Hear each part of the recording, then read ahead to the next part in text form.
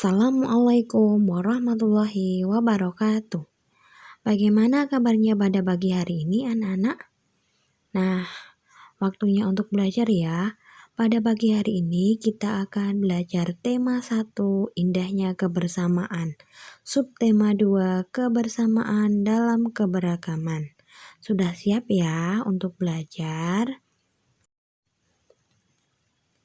Sebelumnya, kamu sudah banyak belajar tentang indahnya keberagaman budaya Indonesia.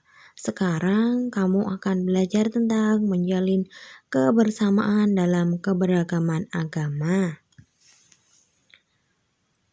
Suku, budaya, dan agama yang berbeda tidak menghalangi Udin, Siti, Dayu, Beni, Lani, dan Edo menjalani kebersamaan. Mereka berbagi cerita tentang budaya masing-masing dan saling belajar.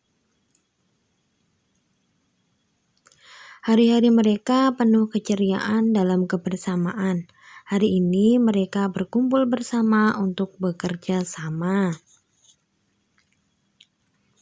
Nah, dalam cerita ini ada 3 paragraf ya. Yang pertama, paragraf pertama yang berjudul Bekerja Sama Dalam Keberagaman. Edo dan kelima temannya mendapat tugas untuk melakukan percobaan tentang bunyi. Sepulang sekolah mereka berkumpul di rumahnya. Setiap orang sudah menyiapkan peralatan yang dibutuhkan. Lani dan Siti membawa beberapa kaleng yang sudah dilubangi. Udin dan Beni membawa benang kasur. Mereka berkumpul di halaman depan rumah. Keenam sekawan siap bekerja sama melakukan percobaan.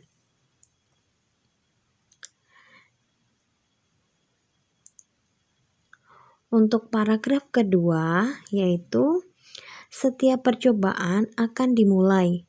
Tiba-tiba terdengar azan. Siti dan Udin meminta izin teman-temannya untuk sholat.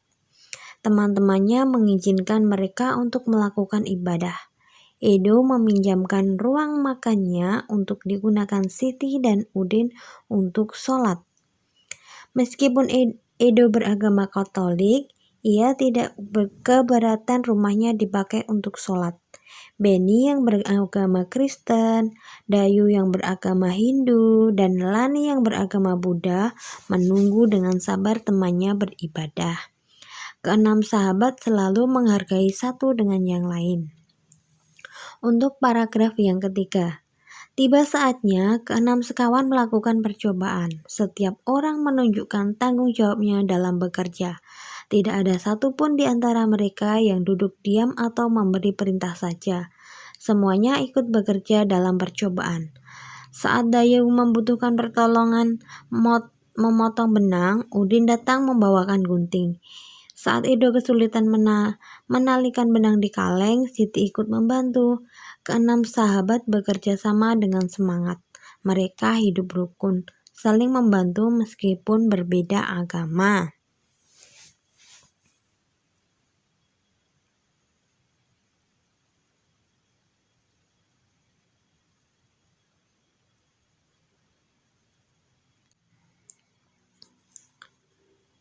Setiap bacaan biasanya terdiri atas beberapa paragraf.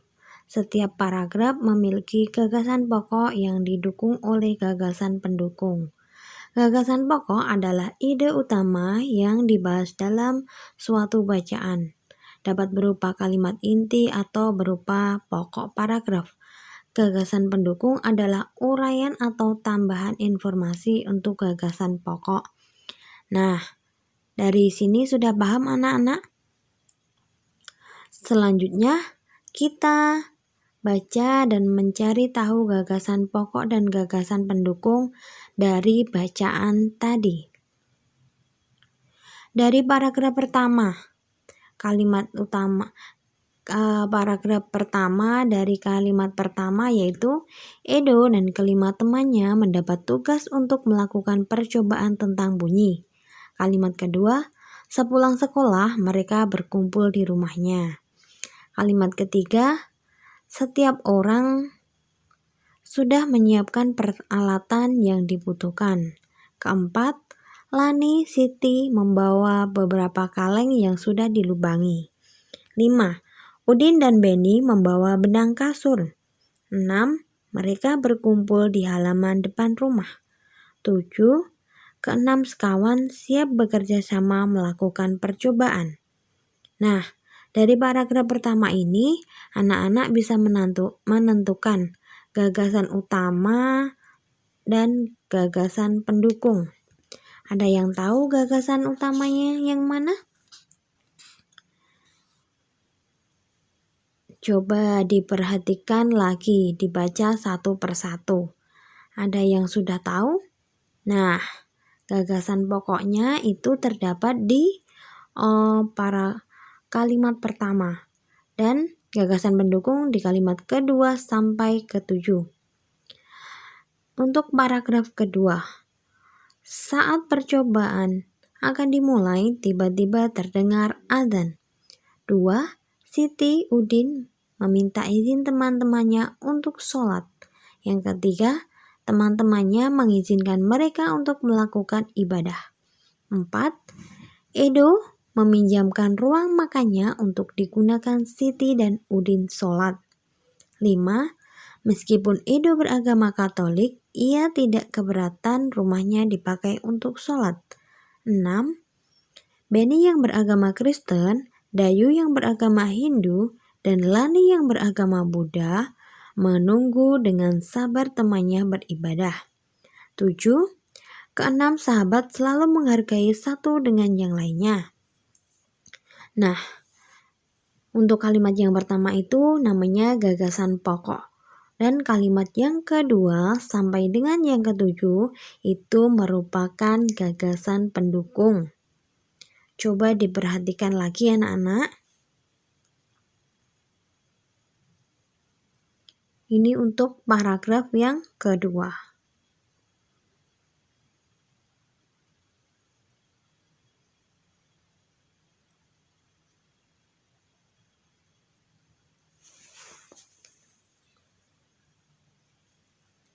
Hari ini kita akan belajar tentang bunyi dan indera pendengar kita. Kita mendengar menggunakan apa anak-anak? Betul, kita mendengar menggunakan telinga. Jadi indera pendengar kita yaitu telinga. Kita wajib bersyukur kepada Tuhan Yang Maha Esa karena telah menciptakan bentuk tubuh yang paling sempurna. Salah satunya adalah kita diberi indera pendengar atau telinga. Dengan menggunakan indera ini, kita bisa mendengar berbagai suara, seperti kicauan burung, suara air mengalir, dan musik. Apa saja bagian dari fungsi indera pendengar? Ada yang tahu anak-anak? Nah, ini ada organ telinga. Nanti Bu Guru sisipkan lagu dari organ telinga. Nanti anak-anak bisa mendengarkan dan bisa mempraktekkan lagunya. Beragam bunyi berasal dari benda yang bergetar. Getaran dari suatu benda akan mengakibatkan udara di sekitarnya bergetar. Getaran tersebut menimbulkan gelombang bunyi di udara. Benda-benda yang bergetar dan menghasilkan bunyi disebut sumber bunyi. Bunyi kemudian merambat melalui udara dan ditangkap oleh telinga kita. Getaran bunyi mengenai gendang telinga yang berupa selembar kulit tipis. Getaran dari gendang telinga menjadi lebih besar di telinga bagian tengah dan diubah menjadi pesan atau sinyal listrik di telinga bagian dalam. Sinyal tersebut kemudian diteruskan oleh syaraf pendengaran menuju otak yang kemudian menerjemahkan jenis dari bunyi tersebut.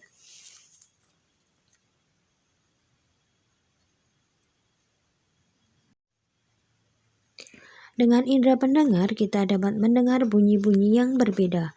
Keanekaragaman bunyi yang berasal dari tempat ibadah dapat pula kita dengarkan.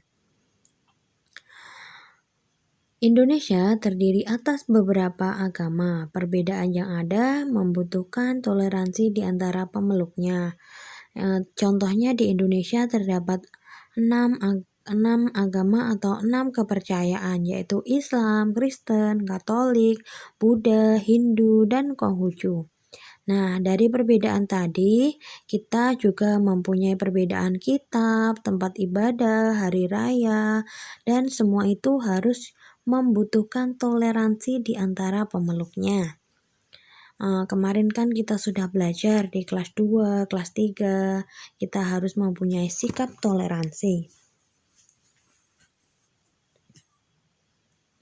Nah, perbedaan yang berbeda tadi membutuhkan toleransi yang berbeda.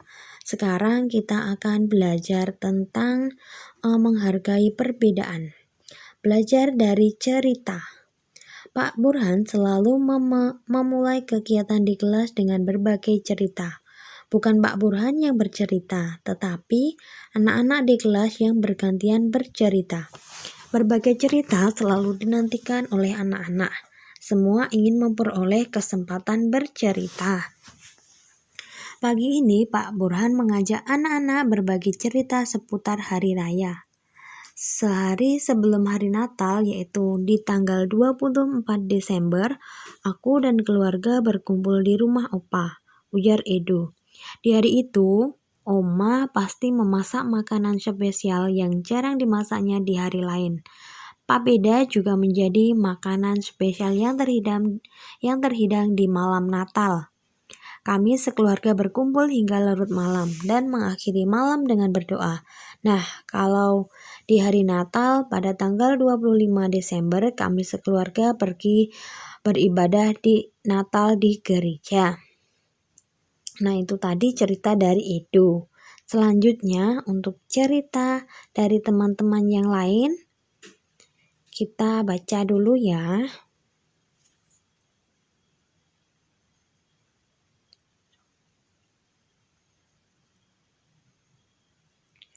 Wah, ternyata hampir sama seperti hari raya Idul Fitri ya, ujar Siti.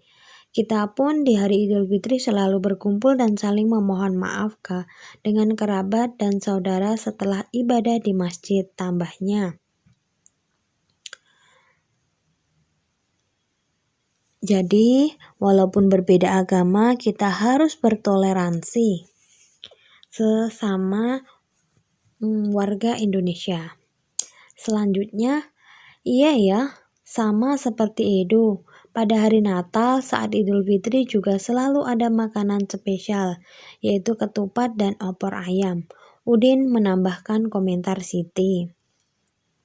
Di Bali menjelang Hari Raya Galungan, seluruh kampung selalu ramai dihiasi oleh penjor atau janur yang tinggi. Kami sekeluarga lebih sering pulang ke Bali menjelang Hari Raya Galungan agar bisa berkumpul dengan sanak saudara di sana. Sebelum merayakan bersama, keluarga mereka melakukan kegiatan ibadah di pura pada pagi hari, kata Dayung.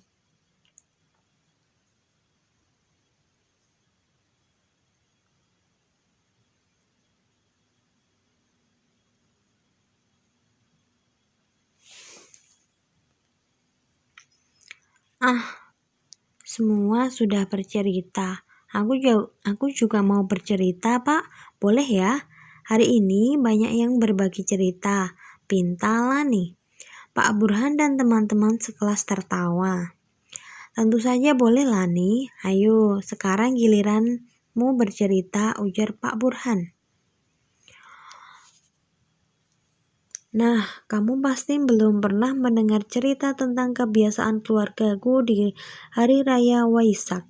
Sebenarnya sih tidak banyak berbeda. Ibu dan nenekku biasanya juga membuat masakan spesial menjelang Hari Raya Waisak. Saat ini nenekku yang paling tua, jadi semua keluarga akan datang ke rumahku untuk berkumpul pada hari Waisak. Selain menyediakan makanan untuk keluarga, pada hari tersebut biasanya kami pun berbuat kebaikan bagi orang yang membutuhkan. Vihara, rumah ibadah kami pun dipenuhi cahaya lilin dari umat yang hadir untuk menjalankan ritual ibadah di sana. Lani mengakhiri ceritanya.